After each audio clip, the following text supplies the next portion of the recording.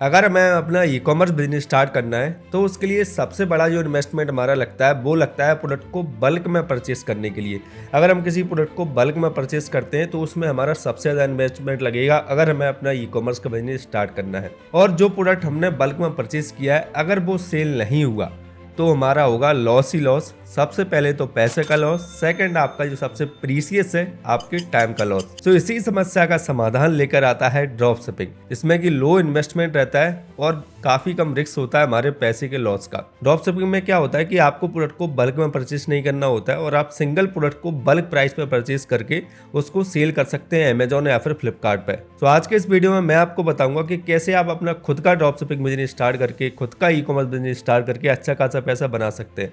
So video को शुरू करने से पहले चैनल को सब्सक्राइब जरूर कर दीजिएगा। तो चलिए शुरू करते हैं। नॉर्मली ई कॉमर्स बिजनेस में क्या होता है, अगर हम अपने प्रोडक्ट को फ्लिपकार्ट या फिर अमेजोन पर सेल कर रहे हैं तो जो भी प्रोडक्ट हम सेल कर रहे हैं उनको हम पहले बल्क में परचेस करते हैं, फिर उनको घर पर रखते हैं और जब भी हमारे पास कोई ऑर्डर आता है उसको हम पैक करके कस्टमर के पास डिलीवर करवाते हैं। एंड सेकंड ऑप्शन होता है नॉर्मल ई कॉमर्स बिजनेस में, अगर हम फ्लिपकार्ट अमेजोन पर सेल कर रहे हैं, कि हम अपने प्रोडक्ट को अमेजोन के वेयर हाउस में रखवा देते हैं। अब अमेजोन के वेयर हाउस में रखने के बाद क्या होता है कि जब भी हमें कोई ऑर्डर आता है अमेजोन उस ऑर्डर को पैक करता है एंड कस्टमर के पास डिलीवर करवा देता है। तो इस तरीके से ई कॉमर्स का नॉर्मल बिजनेस वर्क करता है। लेकिन अगर हम ड्रॉप शिपिंग कर रहे हैं तो ड्रॉप शिपिंग में हमें क्या करना होता है कि जब हमने जो शिपिंग एड्रेस डाला है वो शिपिंग एड्रेस हमें ड्रॉप शिपर का डालना होता है, जिससे हम अपने सिंगल प्रोडक्ट को भी बल्क प्राइस में परचेज कर रहे हैं। तो शिपिंग एड्रेस जब भी हम अपने ड्रॉप शिपर का डाल देंगे तो जो भी हमें ऑर्डर आएगा उसको हमारा जो ड्रॉप शिपर है वो पैक करेगा एंड उसको शिप करेगा। तो इस तरीके से ड्रॉप शिपिंग का जो बिजनेस है वो वर्क करता है। अभी मैं आपको बताता हूँ जस्ट 3 स्टेप में कैसे आप अपना ड्रॉप शिपिंग बिजनेस स्टार्ट करके अच्छा खासा पैसा बना सकते हैं। और सेकंड वाला जो स्टेप है वो सबसे ज़्यादा जरूरी है, तो इस वीडियो को एंड तक जरूर देखना। तो सबसे पहले स्टेप में आपको क्या करना है कि आपको अमेजोन या फिर फ्लिपकार्ट पे एज ए सेलर रजिस्टर करना है। अब एज ए सेलर रजिस्टर करने के लिए आपके कुछ डॉक्यूमेंट्स लगने वाले हैं। सबसे मेन जो आपका डॉक्यूमेंट होता है वो होता है आपका जीएसटी, कि आपको जीएसटी लगेगा एज ए सेलर रजिस्टर करने के लिए। और सेकंड आपका लगेगा पैन कार्ड एंड थर्ड आपका लगेगा बैंक अकाउंट। बैंक अकाउंट आपका सेविंग हो, करंट हो, कोई सा भी हो चलेगा। उसके बाद नेक्स्ट जो डॉक्यूमेंट आपके लगने वाले हैं वो है आपका email ID and phone number. तो ये सिंपल से डॉक्यूमेंट के साथ आपको अमेजोन या फिर फ्लिपकार्ट पर रजिस्टर करना है एज ए सेलर।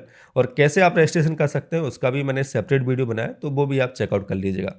उसके बाद सेकंड जो स्टेप आता है, जो कि सबसे ज़्यादा जरूरी स्टेप है, वो है फाइंड अ गुड ड्रॉप शिपर। आपको एक अच्छा ड्रॉप शिपर फाइंड आउट करना रहेगा, आपको एक अच्छा सप्लायर फाइंड आउट करना रहेगा जो आपको 2 चीज़ें सबसे ज़्यादा अच्छे से प्रोवाइड करवा सके। सबसे पहला है उसकी सर्विस, कि जो भी आपको ऑर्डर आ रहा है वो उसको टाइमली पैक करे और टाइमली डिस्पैच करे। क्योंकि ई कॉमर्स बिजनेस में अमेजोन फ्लिपकार्ट पे अगर आप टाइम पे अपने प्रोडक्ट को शिप नहीं कर पाते हैं, टाइमली अपने प्रोडक्ट को कस्टमर के पास डिलीवर नहीं करवा पाते हैं, तो आपका जो सेलर अकाउंट है उस पर इम्पैक्ट पड़ता है। अगर उस पर इम्पैक्ट पड़ेगा तो आपके ऑर्डर्स आने बिल्कुल बंद हो जाएंगे। एंड सेकंड जो होना चाहिए वो है आपके ड्रॉप शिपर जो प्रोडक्ट आपको प्रोवाइड करवा रहे हैं उनकी अच्छी क्वालिटी हो। क्योंकि कई सारे ऐसे ड्रॉप शिपर होते हैं जिनकी प्रोडक्ट की क्वालिटी काफ़ी ज़्यादा चीप होती है, जिस वजह से आपको ऑर्डर्स आते हैं बट वो रिटर्न्स काफ़ी ज़्यादा आते हैं। सो आपको इस बात का जरूर ध्यान रखना है कि जिस भी ड्रॉप शिपर के साथ आप कनेक्ट कर रहे हैं, जिस भी ड्रॉप शिपर के साथ आप अपना बिजनेस स्टार्ट कर रहे हैं, उसके प्रोडक्ट की क्वालिटी अच्छी हो और उसकी सर्विस की क्वालिटी अच्छी हो। उसके बाद थर्ड आपको बात ध्यान रखनी है कि आपके जो भी ऑर्डर आएंगे अगर वो रिटर्न आते हैं तो क्या ड्रॉप शिपर उनको एक्सेप्ट करेगा या फिर वो सारे जो रिटर्न है वो खुद हमें अपने घर पर रखने पड़ेंगी। क्योंकि मैंने कई बार देखा है कि जब भी हमें ड्रॉप शिपिंग से कोई ऑर्डर आता है और जब वो रिटर्न आता है तो ड्रॉप शिपर उसको वापस लेने से मना कर देता है। क्योंकि हमें ड्रॉप शिपिंग में सिंगल प्रोडक्ट का जो पेमेंट है वो हमें पहले देना होता है, तब वो उसको शिप करते हैं। तो इस तरीके से वो काफ़ी ज़्यादा प्रॉब्लम हो जाती है जब हमें रिटर्न्स आते हैं। तो आपको ध्यान रखना है कि आप ड्रॉप शिपर से पहले ही कंफर्म कर लें कि जो भी हमें रिटर्न आएंगे वो प्रोडक्ट आपको रिटर्न लेने पड़ेंगे मेरे। अगर वो डैमेज होता है तो वो कंडीशन अलग है, लेकिन अगर वो प्रोडक्ट सेफली और जैसा उन्होंने भेजा था वैसा ही उनको मिलता है तो उसको उनको रिटर्न लेना चाहिए। उसके बाद फोर्थ है कि आपका जो ड्रॉप शिपर है उसका क्या सिस्टम है, कि उसका डैशबोर्ड कैसा है, किस तरीके से आप प्रोडक्ट को शिप करवाना है आपको उसके थ्रू, कैसे उसका सपोर्ट रहता है अगर आपका प्रोडक्ट टाइमली शिप नहीं होता है। तो ये सारी चीज़ें भी आपको चेकआउट कर लेनी है। इसके बाद नेक्स्ट जो पॉइंट आता है वो भी सबसे ज़्यादा ज़रूरी है कि जो भी ड्रॉप शिपर आपको प्रोडक्ट प्रोवाइड करवा रहा है वो उनकी प्राइस क्या आपको दे रहा है, क्योंकि आप जो प्रोडक्ट सेल करेंगे मे भी हो सकता है और भी कई सारे सेलर उस प्रोडक्ट को अमेजोन पर सेल कर रहे हो। अगर वो प्रोडक्ट आपको ड्रॉप शिपर सही रेट पे नहीं देगा तो आप उसको सही रेट पे अमेजोन पर सेल नहीं कर पाएंगे या फिर फ्लिपकार्ट पर सेल नहीं कर पाएंगे। तो उससे आपको रेट ज़रूर डिफाइन कर लेना है कि किस रेट पे वो कौन सा प्रोडक्ट प्रोवाइड करवा रहा है, और उसके बाद मैं आपको चेक कर लेना है कि अगर मैं उस प्रोडक्ट को इतनी प्राइस पे सेल करता हूँ, जैसे कि 100 रुपये में ड्रॉप शिपर दे रहा है, उसको 400 रुपये अगर मैं सेल करता हूँ तो 400 रुपीज़ में अगर कोई सेल कर रहा है तो सही है, अगर कोई 200 में सेल कर रहा है तो उसमें प्रॉफिट नहीं निकाल पाएंगे। तो उसके लिए आपको कैलकुलेट करना रहेगा कि कितने आपका प्रॉफिट निकल रहा है ड्रॉप शिपर से प्रोडक्ट परचेस करने के बाद, क्योंकि अगर ड्रॉप शिपर की प्रोडक्ट की प्राइस सही नहीं होगी तो मैं प्रॉफिट मार्जिन भी सही नहीं निकलेंगे। और प्रॉफिट मार्जिन आप एग्जैक्ट कैसे निकाल सकते हैं उसका भी मैंने सेपरेट वीडियो बनाया, तो वो भी आप चेकआउट कर लीजिएगा। वहाँ से आप ईजिली समझ सकते हैं कि किसी प्रोडक्ट को सेल करने के लिए क्या क्या खर्चा आता है और कितना हमारा प्रॉफिट मार्जिन निकल के आता है। उसका लिंक भी मैं आई बटन में और डिस्क्रिप्शन में डाल दूंगा। इसके बाद थर्ड स्टेप आता है इनरोलमेंट। आपका अमेजॉन अकाउंट एक्टिव हो गया, फिर फ्लिपकार्ट का सेलर अकाउंट एक्टिव हो गया, आपने अच्छा ड्रॉप शिपर फाइंड आउट कर लिया।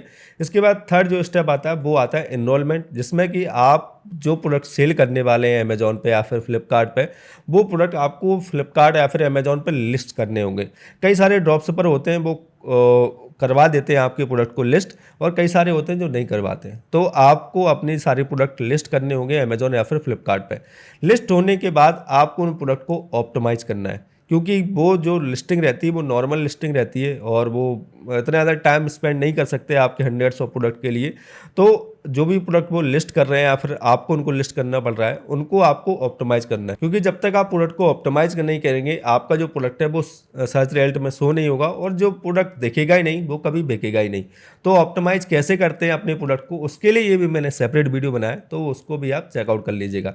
मैं हर एक स्पेसिफिक टॉपिक के लिए, हर एक इंपॉर्टेंट टॉपिक के लिए यूट्यूब पर वीडियोज बनाता हूँ, ताकि आप अपनी ई कॉमर्स बिजनेस को अच्छे से ग्रो कर पाएँ और अच्छा खासा पैसा बना पाएँ। तो चैनल को सब्सक्राइब करना तो बिल्कुल बनता है। स्टेप थर्ड में पहला स्टेप हो गया आपका प्रोडक्ट लिस्ट करना है, सेकंड स्टेप हो गया आपको प्रोडक्ट को ऑप्टिमाइज करना है। उसके बाद थर्ड स्टेप आता है कि जब आपका जो प्रोडक्ट है वो स्टार्टिंग में फर्स्ट पेज पे रैंक नहीं करेगा या फिर सेकंड पेज पे रैंक नहीं करेगा, वो लास्ट पेज पे शो होगा या फिर एंड के पेजेस पे शो होगा, और एंड के पेज तक कोई भी कस्टमर प्रोडक्ट को परचेस करने के लिए नहीं जाता है। तो उस कंडीशन में आपको कुछ एडवर्टीजमेंट चलाने हैं, हल्का सा एडवर्टीजमेंट आपको करना है, थोड़ा सा प्रमोशन करना है, ताकि आप अपने प्रोडक्ट को फर्स्ट पेज पे रैंक करवा पाएं और अच्छी खासी सेल जनरेट कर पाएं। सो ये सारे स्टेप्स को फॉलो करके आप अपना ई कॉमर्स बिजनेस स्टार्ट कर सकते हैं। अगर आपको कोई भी हेल्प चाहिए तो आप मुझे कमेंट कर सकते हैं। तो मिलते हैं अगली वीडियो में, तो उसके लिए कीप सेलिंग, स्टे ऑसम।